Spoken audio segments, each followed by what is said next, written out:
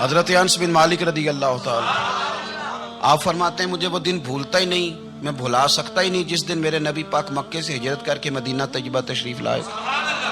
حضور اس دن کیا ہوا تھا؟ تو حضرت انس بن مالک فرماتے ہیں ساری بیبیاں چھتوں پہ چڑھ گئی، ساری عورتیں اپنے اپنے کام میں مصروف ہوتی ہیں، کوئی کسی وجہ سے چھت پہ چڑھ جائے تو چڑھ جائے، ساری کٹھی تب بھی چڑھتی ہیں جب گلی میں کچھ اور ہو، جب کوئی انوکھی بات۔ ساری بیبیاں چھتوں پہ چڑھ گئیں، بچے درختوں کے ساتھ چمٹ گئے، اور فرماتے ہیں کہ 70 کے قریب لوگ حضور کی سواری کے آگے تھے اور باقی سینکڑوں کی تعداد سے سواری کے پیچھے تھے، اور فرماتے ہیں یہ الگ منظر تھا۔ اور یہ مسلم شریف میں نعرہ موجود ہے، مسلم شریف میں، یہ صحیح مسلم میں موجود ہے کہ جب حضور مدینے آ رہے تھے تو مدینے والے نعرہ لگاتے تھے یا محمدہ یا رسول اللہ، اور چلتے ہوئے لگا رہے تھے یا محمدہ یا رسول اللہ کا وہ نعرہ لگا رہے تھے۔ اور پھر حضرت انس بن مالک فرماتے ہیں یہ دو منظر یہ تھے، ایک تیسرا منظر بھی تھا۔ مدینہ شریف کے اندر کچھ قبیلے تھے، آج بھی ایسا ہونا نہیں چاہیے، یہ اسلام نہ صرف اس کو ناپسند کرتا ہے بلکہ اس کی تردید کرتا ہے۔ چھوٹی برادری بڑی برادری آج بھی تقسیم ہے، نہیں ہونی چاہیے۔ عرب کے اندر بھی تقسیم تھی، کچھ قبیلوں کو چھوٹا جانتے تھے، کچھ کو بڑا جانتے تھے۔ ایک قبیلہ تھا بڑا قبیلہ، بنو نجار کا، چودھریوں کا قبیلہ، سیٹھوں نوابوں کا قبیلہ، بڑے لوگوں کا قبیلہ۔ اس قبیلے کی بیٹیاں ایک کونے میں دف لے کے بیٹھ گئی۔ نبی پاک صلی اللہ تعالی علیہ وآلہ وسلم کے غلاموں بات کو سمجھیں۔ ایک منظر یہ کہ عورتیں چھتوں پہ، آج ہم منع کریں گے کیونکہ یہ پردے کی آیتیں نازل ہونے سے پہلے کی بات ہے، اب آیتیں آ گئیں، اب ہم یہ اجازت نہیں دیتے۔ عورتیں چھتوں پہ چڑھ گئیں، مرد گلیوں میں نعرے لگانے لگے، اور بنو نجار قبیلے کی بیٹیاں چھوٹی بچیاں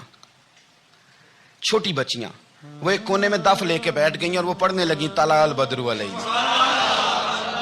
اب تو میلاد غریبوں میں رہ گیا ہے، ہمارے یہاں فیشن ہو گیا ہے، جب حالات خراب ہوتے ہیں تو لوگ برکت کے لیے میلاد کراتے ہیں، اور جب امیر ہو جاتے ہیں پھر انہیں میلاد کے جائز ہونے کی دلیل ہی کوئی نہیں ملتی، پھر وہ یہ فیشن ہے۔ بندہ تھوڑا سا پڑھ جائے نا دو چار چیزیں تو ہر چیز کو غلط کہنا اس کی طبیعت ہوتی، پھر یہ فیشن ہے کہ میری سوسائٹی نہیں ہو گئی، کتابیں نہیں ہو گئی، فرنیچر نیا ہو گیا، دوست نئے ہو گئے تو مذہب وہی پرانا۔ اوئے ہوئے کوئی ترقی کرنی چاہیے، وہ ترقی کرتے ہیں بیچارے، اور جن کی پیچھے 10 نسلیں اور 50 نسلیں میلاد مناتی آنے کو اتنی دلیل کوئی نہیں ملی، سبحان اللہ۔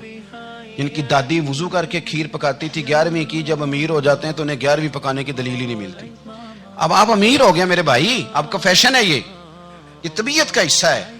آپ چاہتے ہیں کہ میں وہ کام کروں جو درویش لوگ سادے لوگ نہیں کرتے، تم اپنے معاملات کو بچانے کے لیے نعرے لگاؤ تو تمہارے پاس ساری دلیلیں ہیں، لیکن یہ تمہارا نصیبہ ہے کہ تم جھوٹوں کے نعرے لگاتے ہو، لیکن یہ غریبوں کا نصیبہ ہے کہ میلاد والے رسول کا نعرہ لگا، یہ غریب کا حصہ ہے۔ لیکن وہ بنو نجار کی بچیاں غریب نہیں امیر گھرانے سے تھیں، انہوں نے جو بات کی اس کو حفیظ جلندری نے لکھا۔ مرحوم کہنے لگے کہ وہ ننھی بچیاں، چھوٹی بچیاں تھیں، کہتے وہ ننھی بچیاں وہاں بیٹھ کر دف بجاتی تھیں اور رسول پاک کی جانب اشارے کر کے گاتی تھیں، اور لوگوں سے کہتی تھیں کہ یہ کو ہمارا پیشہ نہیں دف بجانا، ہم تو چودھریوں کی بیٹیاں ہیں، ہم تو بڑے خاندان سے ہیں۔ وہ ننھی بچیاں جو بیٹھ کر وہاں دف بجاتی تھیں، رسول پاک کی جانب اشارے کر کے گاتی تھیں اور کہتی تھی ہم ہیں بچیاں نجار کے عالی گھرانے کی، خوشی ہے آمنہ کے لال کے تشریف لانے، ہمیں بڑی خوشی ہے آمنہ کے لال کے، خوشی ہے آمنہ کے لال کے، خوشی ہے آمنہ کے لال کے، ہمیں خوشی ہے آمنہ کے لال کے تشریف، خوشی ہے بس آمنہ کے لال کے تشریف۔ نبی پاک صلی اللہ تعالیٰ علیہ وآلہ وسلم سے امت کا جذباتی رشتہ ہے۔ یہ پہلے دن سے ابو جہل کب منع کرتا تھا کسی مسلمان کو کہ خانہ کعبہ میں نماز نہ پڑھو، کر پڑھو۔ حضرت صہیب ابن سنان رومی سے اس نے کہا کہ آپ اپنے طریقے کے مطابق، مسلمانوں کے طریقے کے مطابق کعبے کے اندر نماز پڑھیں، جو مرضی کریں۔ روکتے تو وہ نبی پاک کے قریب جانے سے تھے، وہ منڈیوں میں بیٹھ جاتے تھے، حضور کے قریب نہ جانا، حضور کے قریب نہ جانا، حضور کے قریب نہ جانا۔ میری بات کو آپ سمجھے اور ہمیشہ یاد رکھیں، امت کا نبی پاک سے جذباتی رشتہ، جذباتی۔ یہ جو رسول اللہ کی امت ہے یہ گناہگار ہو سکتی ہے پر اپنے نبی کی غدار نہیں ہوتی، میں آپ کو صحیح کہہ رہا ہوں۔ میرے کلین شیو نوجوان کے کان میں آپ جا کے کہیں نبی پاک، چاہے اس نے نماز نہ پڑھی ہو، چاہے اس نے داڑھی نہ رکھی ہو، آپ حضور کا نام لیں اس کے رونگٹے کھڑے ہو جاتے ہیں، اس کی طبیعت، اس کا دل دھک دھک کرتا ہے، اس کی ایک ایک روح سے محمد محمد کی آوازیں نکلتی۔ یہ فیض ہے رسول پاک کا، اور یہ کرم ہے اللہ کا اس امت کے ساتھ۔ امیر ملت پیر جماعت علی شاہ صاحب محدث علی پوری فرماتے ہیں ایک جگہ ہندوؤں کا جلسہ تھا، ہندو پنڈت تقریر کر رہا تھا، اس نے نبی پاک صلی اللہ علیہ وسلم کی شان میں معاذ اللہ کو بے ادبی کر دی۔ مسلمان تھے ہی نہیں، ایک مسلمان تھا، وہ ملنگ نہیں ہوتے دوری ڈنڈے والے، اس کے پر رنگین ڈنڈا تھا، وہ کہیں دور بیٹھا تھا، تو اس نے سن لی، اسپیکر چل رہا تھا، تو وہ ڈنڈا لے کے تو سٹیج پہ چڑھ آیا، وہ کہتا ہے میں نے پنڈت کے سر میں مارا ایک ہی ہے، پر مارا ذرا صحیح کر کے، وہ ڈھیر ہو گیا، لوگوں نے گرفتار کر لیا، جیل میں چلا گیا۔ پیر صاحب کہتے ہیں میں ملنے گیا، بندے کو بسم اللہ بھی سیدھی نہیں پڑھنی آتی، سورۃ اخلاص بھی ٹھیک نہیں آتی، اسے ربنا آتی نہ دعا نہیں کر سکتا، ملنگ ہے۔ میں ملنے گیا اور میں نے کہا یار نہ تو نماز پڑھے، نہ داڑھی رکھے، نہ تو مسجد جائے، پر تو نے کمال کر دی۔ تو کہتے ہیں پیر صاحب چھم چھم رویا اور پنجابی میں کہنے لگا پیر صاحب میں گناہگار ہاں، پر اپنے نبی دا غدار تے نہیں نا۔ یہ گناہگار اور غدار میں فرق ہوتا ہے، میں گناہگار ہوں پر یہ تو نہیں نا کسی کی ضرورت کہ میرے سامنے میرے نبی کے بارے میں بات کر جائے اور ساڈی اچھی تے سچی سرکار نو گل کر جائے۔ یہ بات آپ سمجھیں، دشمن احمد پہ شدت کیجئے، ملحدوں سے کیا مروت کیجئے، شرک ٹھہرے جس میں تعظیم رسول، اس برے مذہب پہ لعنت کیجئے، اور مثل فارض زلزلے ہوں نجد میں ذکر آیات ولادت کیجئے، اور یا رسول اللہ کی کثرت کیجئے۔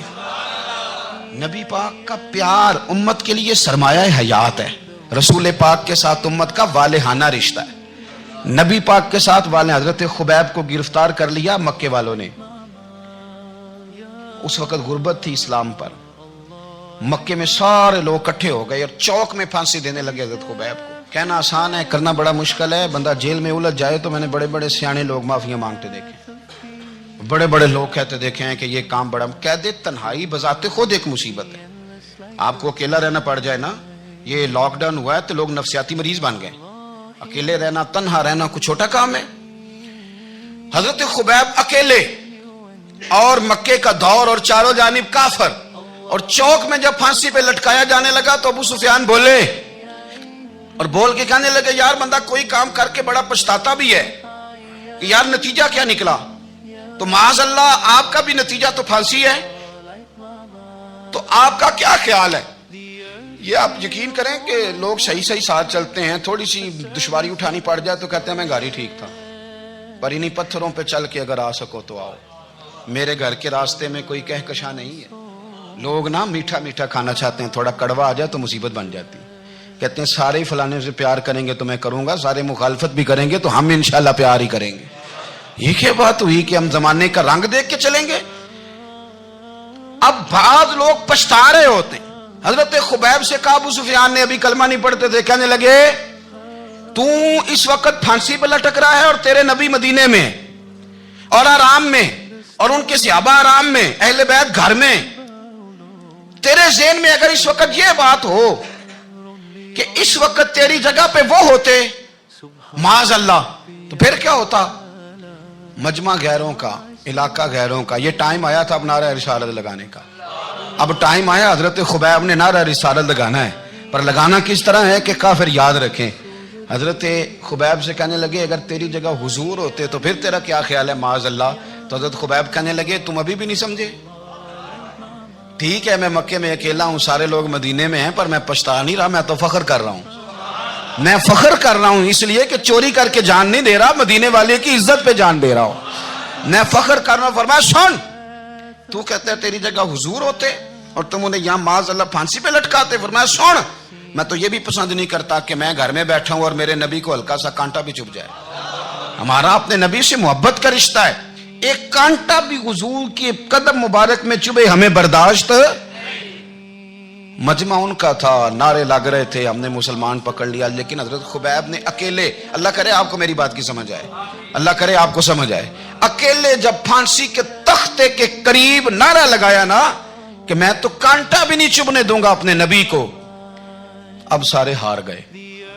اب اس ایک جملے نے نا ان کو شکست خوردہ کر دیا، اب بول کچھ نہیں سکتے تھے، گردنیں جھک گئیں، اور جب سناٹا چھایا تو ابو سفیان ساتھ والے سے کہنے لگا باقی ساری باتیں اپنی جگہ پر ہیں پر اصحاب محمد سے پیار تو بڑا ہی کرتے ہیں نا.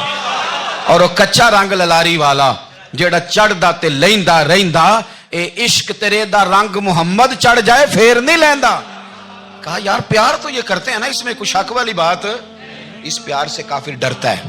نبی پاک کے ساتھ جذباتی وابستگی, حضور کے ساتھ غلاموں کا جذباتی رشتہ, اور نبی پاک صلی اللہ تعالی علیہ وسلم کی آمد پر تشکر کے جذبات.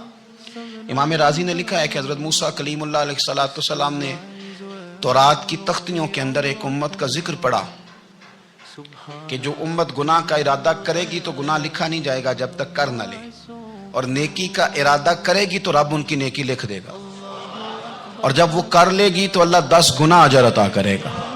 اور وہ ایسی امت ہوگی کہ جن کے چہرے قیامت کے دن نور کی طرح چمکیں گے, اور وہ امت ہوگی جن کی اللہ تعالیٰ زمین ساری پاک فرما دے گا, جہاں نماز پڑھیں گے نماز ہو جائے گی.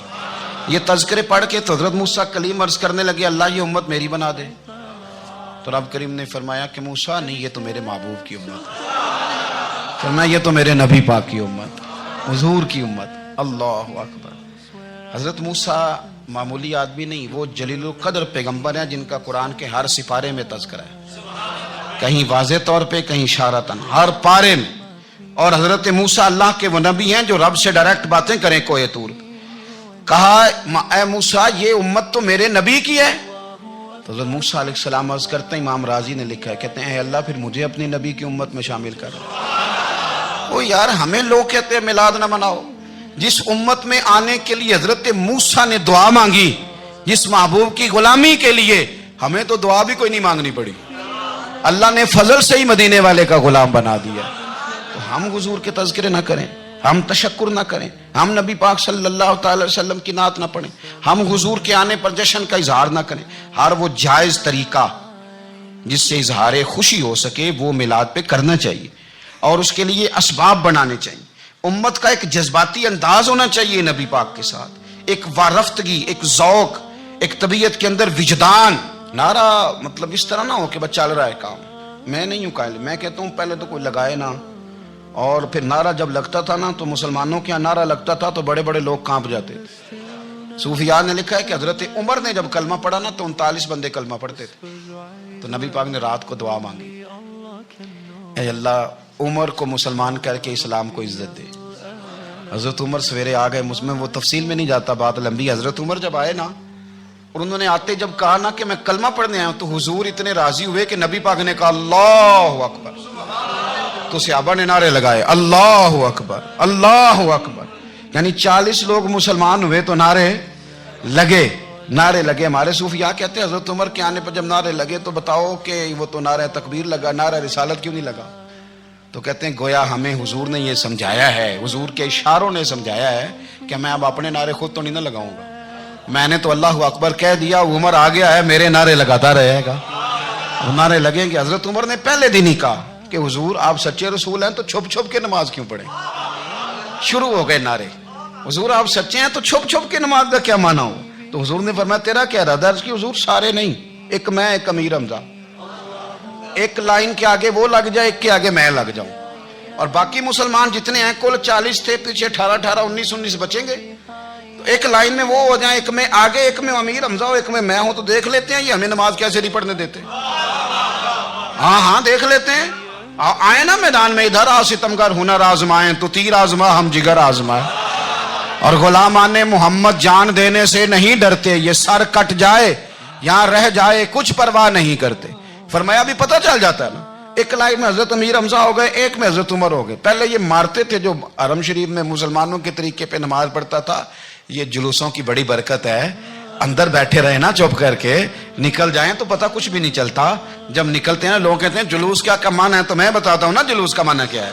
حضرت عمر نے باہر نکلے 2 لائنوں کا جلوس, لمبا بھی کوئی نہیں, بندے بھی 40, اور جناب فاروق اعظم باہر نکلے تو عمر کا نعرہ, عمر کا. حضرت عمر نے یوں کر کے آستینیں بازو کی چڑھا لی, اور اپنے گلے میں جو ان کے رومال تھا نا اس کو یوں سینے پہ باندھا, اور اس ہاتھ میں تلوار تھی تو یوں کر کے باہر لہرائی.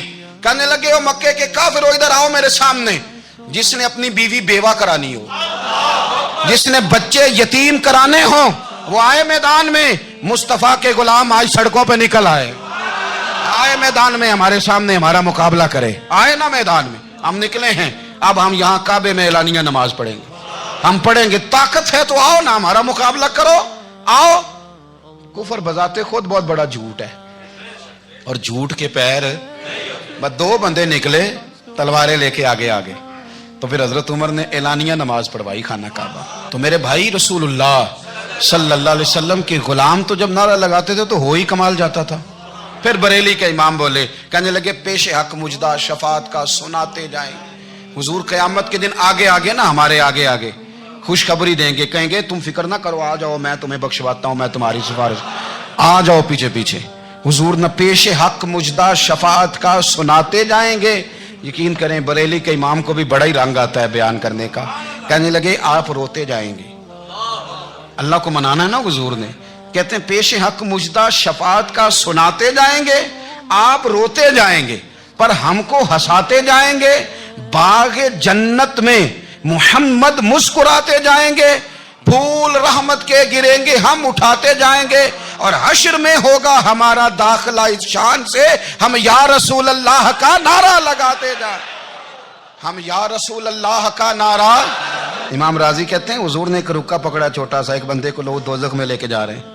अच्छा मुझे एक बात बताओ, फैसला पहले हो गया है, अल्लाह के सामने हुआ है, और फैसला हो गया और तय हो गया कि दोज़ख में जाना है। वो करीब पहुंच गए दोज़ख के, तो हुजूर ने देख लिया। और बताया किसने? हजरत आदम ने। हजरत आदम कहने लगे हुजूर वो आपके गुलाम को दोज़ख में ले जा रहे हैं। नबी पाक आगे गए, क्या पढ़ते हैं हमारे भाई, हुजूर ने मुझे उनसे छुड़ा के छोड़ दिया। नबी पाक सल्लल्लाहु अलैहि वसल्लम आगे गए, फरमाया इधर आओ, कहां लेके जा रहे हो? अल्लाह के सामने फैसला हुआ है ना, फरिश्तों ने किया है ना, फरिश्ते को किसी से बदध्यानती तो नहीं ना करते, फरिश्तों ने जो किया ठीक किया है ना। क्यों लेके जा रहे हो? सोने गुनाह ज्यादा है, नेकियां थोड़ी हैं। फरमाया मेरे सामने तोलो। किसी फरिश्ते ने नहीं कहा कि सोने माज़अल्लाह हमको बेईमान है, हमारी कोई इससे जिद चल, साडा कोई बनना साझा है नाल, भाई मेरा मतलब है सही तोला है, फैसला है, फरमाया दोबारा तोलो। गोया रब भी फरमाता है जैसे मेरा महबूब कहता है वैसे ही कर, और कोई नहीं दोबारा तोल लो, कोई हर्ज नहीं, तोलो ना दोबारा। फरिश्ते दोबारा आएंगे, उन्होंने दोबारा तोला, एक पलड़े में नेकियां एक पलड़े में गुनाह। अब वो गुनाह फिर ज्यादा निकले तो नबी पाक ने ना जेब से इतना सा रुक्का निकाला, रुके का भी कोई वजन होता है, वो हुजूर ने नेकियों के पलड़े में रख दिया, नेकियां बढ़ गई, फरिश्ते भी चुप कर गए। चलो भाई जन्नत में। मेरी तरह का था ना, पता सारा है सरदार ने की थी, पता तो था ना उसे, मन आनम के मन दानम, तो सीधा हुजूर के कदमों से जा लगा। कहने लगा सोने मैं तो सारी जिंदगी गुनाह करता रहा, ये कौन सी नेकी है? तो हुजूर फरमाने लगे चुप कर, जन्नत का दरवाजा खुल गया, तू जा जन्नत में। हुजूर रुके में क्या है? फरमाया तूने एक दिन दरूद व सलाम नहीं पढ़ा था, मैंने तेरा संभाल के रखा हुआ तेरा दरूद शरीफ, और नारे रिसालत भी तूने लगाए थे, और तू खुल के मेरे तज़किरे मैंने तेरा संभाल लिया। दोज़ख में मैं तो क्या मेरा साया ना जाए, क्योंकि रसूल पाक से देखा ना जाए, मेरे रसूल पाक। और मेरी बात सुनो, मैं भी आपको खाना नहीं खिलाता, लंगर मेरे संगी खिलाते हैं, मेरे दोस्त आपको खाना पेश करते हैं। हर जगह आप जाते हैं तो वहाँ कुछ लोगों की ड्यूटी होती है, लेकिन तिरमिज़ी शरीफ सियासता की हदीस है, हजरत अनस ने पूछा था हुजूर क़यामत में कहाँ मिलेंगे? फरमाया हौज़े कौसर पे। हुजूर वहाँ अनस पानी पिलाएंगे कि बिलाल पिलाएंगे कि सुहेब पिलाएंगे? फरमाया नहीं, उम्मत प्यासी आएगी तो मैं अपने दस्ते मुबारक से पानी पिलाऊं। हुजूर वहाँ ना मिले तो फरमाया पुल सिरात पे आना, उम्मत गुजरेगी तो मैं रब्बे सल्लिम की दुआएं करूंगा। तो आला हज़रत फरमाते हैं जब हुजूर दुआ कर रहे हैं तो डरने की जरूरत क्या है? खुदा की रजा चाहते हैं दो आलम, खुदा चाहता है रजाए मोहम्मद, रजा अब पुल से वज्द करते गुजरी कि है रब्बे सल्लिम दुआए मोहम्मद सल्लल्लाहु। तो हुजूर वहाँ मुलाकात ना हुई तो फिर इस हदीस को भी ये हदीस मजबूत कर देगी। हुजूर फरमाने लगे फिर मेज़ाने अमल पे आ जाना, उम्मत के अमल तुल रहे होंगे और मैं कामयाबी की दुआएं मांग रहा हूँगा। तो जिसके लिए हुजूर दुआ मांगेंगे नाकाम होगा, नाकाम होगा। अपने बच्चों को हुजूर की मोहब्बत सिखाएं, नबी पाक सल्लल्लाहु अलैहि वसल्लम की गुलामी करें। आपका रिश्ता नबी पाक के साथ मजबूत होना चाहिए, आपके ताल्लुकात हुजूर के साथ मजबूत होने चाहिए। और आपने दाएं बाएं नहीं देखना कि प्रोपेगेंडा क्या है, लोग क्या कह रहे हैं। लोगों को देख के जो लोग रास्ता बनाते हैं वो पीछे रह जाते हैं। आपने ये देखना है कि मेरा हुजूर से निस्बत का ताल्लुक मजबूत है, कोई किधर जा रहा है इससे हमें कोई ताल्लुक। इस वक्त आलमी हालात क्या हैं, कौमी हालात क्या हैं, मुआशी हालात क्या हैं, जर्नलिस्ट क्या कह रहे हैं फलाने के, हमें इससे गरज नहीं है। ہمیں تو اتنا پتہ ہے کہ ہم نے اپنے نبی کو راضی کرنا ہے. تو اس لیے خوبصورت محافل کا ذکر کریں, خوبصورت درود شریف پڑھیں. زمانے بھر میں یہ قاعدہ ہے کہ جس کا کھانا اسی کا گانا. حضرت حکیم الامت فرماتے ہیں کہ زمانے بھر میں یہ قاعدہ ہے کہ جس کا کھانا اسی کا گانا. تو جن کا ہم کھا رہے ہیں انہی کے پھر گیت ہم گا رہے. کائنات ارضی اور سماوی پر سب سے بڑا, سب سے شاندار, سب سے خوبصورت, سب سے ٹھنڈا, سب سے امن والا جو انقلاب ہے وہ میرے نبی پاک نے برپا فرمایا. بڑی یہ کم نصیبی ہے کہ مسلمانوں میں فرقے بن گئے اور امت تقسیم ہو گئی اور تقسیم ہونے سے کمزور ہو گئی. لیکن افسوس کی بات یہ ہے کہ لوگ اس بات کو سمجھنے سے عاری ہیں کہ عید میلاد النبی صلی اللہ تعالی علیہ وسلم تو امت اس بات کے شکر کے طور پہ مناتی ہے کہ اللہ نے ہمیں اپنے نبی کا غلام بنایا. آؤ میں تمہیں مسلم شریف پڑھ کے سناتا ہوں. اور راوی بھی وہ بندہ جو ہر وقت حضور کے قریب رہتے تھے, حضرت انس بن مالک رضی اللہ تعالی. آپ فرماتے ہیں مجھے وہ دن بھولتا ہی نہیں, میں بھلا سکتا